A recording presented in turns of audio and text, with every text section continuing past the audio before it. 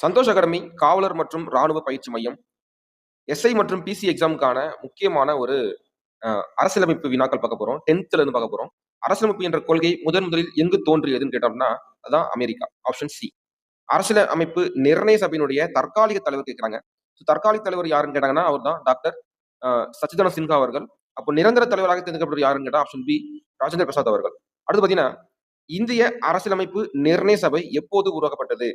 அது பார்த்தீங்கன்னா சுதந்திரத்துக்கு முன்னாடி தான் அந்த சபை உருவாக்கப்பட்டது. அப்போ ஆப்ஷன் சி. Option B 1946. இந்திய அரசியலமைப்பு நிர்ணய சபையின் எத்தனை உறுப்பினர்கள் இருந்தனர்? Option C 389. அடிப்படை உரிமைகள் இந்திய அரசியலமைப்பின் எந்த பகுதியில் உள்ளது? ஆப்ஷன் சி பகுதி 3.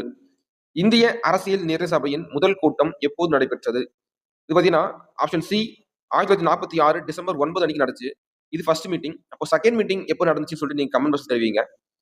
7வது கேள்வி பார்க்கலாம். இந்திய அரசியலமைப்பு சட்ட வரைவு குழுவின் தலைவர் யார்? அம்பேத்கர்.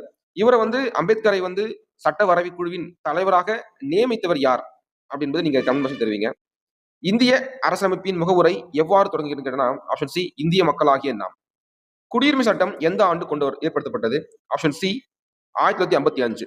இதுல பாத்தீங்க அப்படின்னா குடியுரிமை எந்த பகுதியில் இருக்குன்னு கேட்டனா பகுதி 2ல இருக்கு. இதுல பாத்தீங்கன்னா 5 to 11 வரைக்கும் சட்டங்கள் இருக்கும்.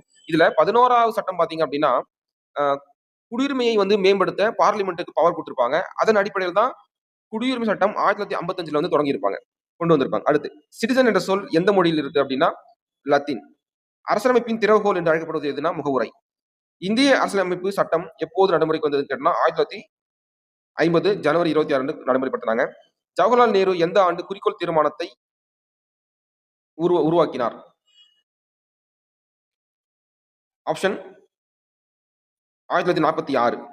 முகவுரை யாருடைய குறிக்கோள் தீர்மானத்தின் அடிப்படையில் கொண்டது கேட்டாங்கன்னா option C Jawaharlal Nehru. Thank you.